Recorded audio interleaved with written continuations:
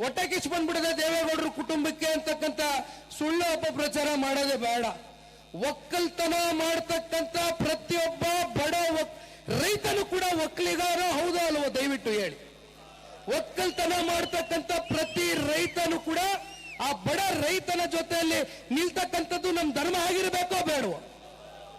1,500 ಕೋಟಿ ಅಷ್ಟು ಆಸ್ತಿವಂತನ ಜೊತೆಯಲ್ಲಿ ನಿಲ್ಬೇಕಾ ಅಥವಾ ಬಡ ರೈತನ ಜೊತೆಯಲ್ಲಿ ನಿಲ್ಬೇಕಾ? ದಯವಿಟ್ಟು ನೀವೆಲ್ಲ ತಯಾರಾಗಿ. ನಾನು ಮತ್ತೆ ಈ ನಾಟಕಗಳು ಆಡ್ಕೊಂಡು ಅಲ್ಲಿ ಬಂದು ಕಿರ್ಚಾಡ್ಕೊಂಡು ಎಗರಾಡ್ಕೊಂಡು ಪೊಲೀಸ್ ಅವ್ರ ಮೇಲೆ ಬಿದ್ದು ಎದ್ದು ವ್ಯಾನಲ್ಲಿ ಎತ್ತಕ್ಕ ಹೋಗಿ ಅಂತ ನಾನಂತೂ ದಯವಿಟ್ಟು ಇವತ್ತು ಹೇಳಲ್ಲ. ನೀವು ನಮ್ಮನ್ನು ತಡೆದಿದ್ದೀರಿ, ನಿಮ್ಮನ್ನ ನಾನು ಇದ್ರಲ್ಲೇನು ದೂಷಣೆ ಮಾಡಕ್ ಹೋಗೋದಿಲ್ಲ. ಆದ್ರೆ ಫ್ರೀಡಂ ಪಾರ್ಕ್ಗೆ ಹೋಗ್ತಕ್ಕಂಥದಕ್ಕೆ ಇವತ್ತು ರೈತರು ಎಲ್ಲರೂ ಸಿದ್ಧರಾಗಿದ್ದಾರೆ, ತುದಿಗಾಲಲ್ಲಿ ನಿಂತಿದ್ದಾರೆ ನಿಮಗೆ ನ್ಯಾಯ ಕೊಡಿಸ್ತಕ್ಕಂಥದಕ್ಕೆ. ನನಗೆ ಬಹಳ ಜನ ಕೇಳಿದ್ರು, ಏನ್ ಸರ್ ಪಾದಯಾತ್ರೆ ಯಶಸ್ವಿ ಆಯ್ತಾ ಅಂದ್ರು. ಬಹುಶಃ ನಮಗೆ ಆತ್ಮತೃಪ್ತಿ ಆಗ್ತಕ್ಕಂಥದ್ದು ಯಾವತ್ತು ಈ ಬಡ ರೈತನ ಈ ಒಂದು ಯೋಜನೆ ಮಾಡ್ತಕ್ಕಂಥದಕ್ಕೆ ಅವನ ಎದೆ ಮೇಲೆ ನಿಂತು ಅವರ ಜಮೀನನ್ನ ಕಿತ್ಕೊಳ್ತಕ್ಕಂಥ ಪ್ರಯತ್ನ ಮಾಡ್ತಾ ಇದ್ದಾರೆ.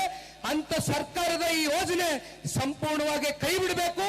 ಇಲ್ಲ ಅಂದ್ರೆ ಕಾನೂನಿನ ಹೋರಾಟದಲ್ಲಿ ನಿಮಗೆ ಜಯವಾಗಬೇಕು. ಅವತ್ತು ಮಾತ್ರ ಜನತಾದಳ ಪಕ್ಷದ ಪ್ರತಿಯೊಬ್ಬರಿಗೂ ಕೂಡ ಆತ್ಮಕ್ಕೆ ತೃಪ್ತಿ ಸಿಗ್ಲಿಕ್ಕೆ ಸಾಧ್ಯ. ಅವತ್ತು ನಮ್ಮ ಯಶಸ್ಸು, ನಮ್ಮ ರೈತರ ಯಶಸ್ಸು ಅಂತಕ್ಕಂಥದ್ದನ್ನ ನಾವು ಪರಿಗಣಿಸ್ತೇವೆ. ಕೊನೆಯದಾಗಿ ಹೇಳ್ತೇನೆ, ಯಾರು ಧೈರ್ಯ ಕೆಡೋದು ಬೇಡ. ದಯವಿಟ್ಟು ಕೈ ಜೋಡಿಸಿ ಮನವಿ ಮಾಡ್ತೇನೆ. ನಮ್ಮ ರೈತಾಪಿ ವರ್ಗದ 2 ಪಂಚಾಯಿತಿಯ 26 ಹಳ್ಳಿಯ ನಮ್ಮ ರೈತರೇನಿದ್ದೀರಿ, ದೇವೇಗೌಡರ ಕುಟುಂಬ ನಿಮ್ಮ ಜೊತೆಯಲ್ಲಿ ಇದೆ. ಯಾವ ಕ್ಷಣದಲ್ಲೂ ಕೂಡ ನಮ್ಮನ್ನ ಯಾರು ಕೂಡ ಈ ಒಂದು ಹೋರಾಟದಲ್ಲಿ ಒಂದು ಹೆಜ್ಜೆನೂ ಕೂಡ ಹಿಂದಿಡ್ತಕ್ಕಂಥ ಪ್ರಶ್ನೆ ಇಲ್ಲ.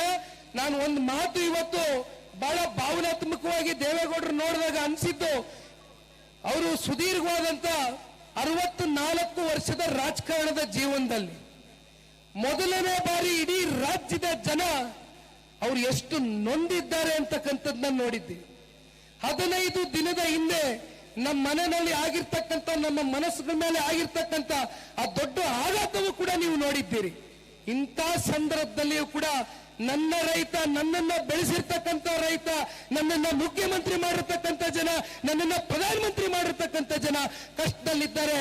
ಯಾವ ಸಂದರ್ಭದಲ್ಲಿಯೂ ಕೂಡ ನಾನು ರೈತರ ಜೊತೆಯಲ್ಲಿ ನಿಲ್ತೇನೆ, ನಿಲ್ಲಬೇಕು, ಅದು ನನ್ನ ಧರ್ಮ ಅನ್ನುವಂಥದ್ದನ್ನ ದೇವೇಗೌಡರು ಸಾಹೇಬರು ಇವತ್ತು ಬಂದು ನಮ್ಮ ಜೊತೆಯಲ್ಲಿ ಚಾಲನೆಯನ್ನ ಕೊಟ್ಟು ಧೈರ್ಯ ತುಂಬಿಸಿದ್ದಾರೆ.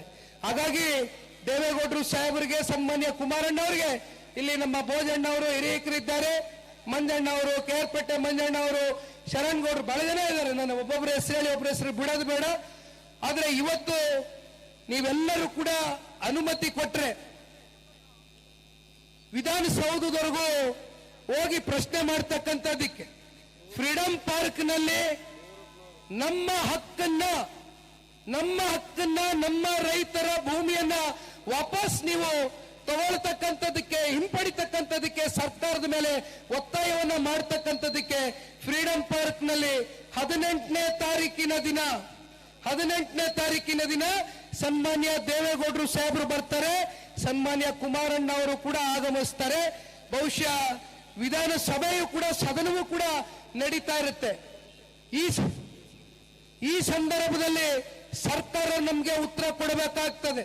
ಹಾಗಾಗಿ ತಾವೆಲ್ಲರೂ ಕೂಡ ತಯಾರಾಗಿ 18ನೇ ತಾರೀಕಿನ ದಿನ ವಿಧಾನಸೌಧಕ್ಕೆ ಹೋಗಿ ಮುತ್ತಿಗೆ ಹಾಕ್ತಕ್ಕಂಥದ್ದಾದ್ರೂ ಸರಿ, ನಿಮ್ಮ ಭೂಮಿಯನ್ನ ಬಿಡಿಸ್ಕೊಡ್ತಕ್ಕಂಥದಕ್ಕೆ ಫ್ರೀಡಂ ಪಾರ್ಕ್ ನಲ್ಲಿ ಕೂತು ಹೋರಾಟವನ್ನ ಮಾಡೋಣ.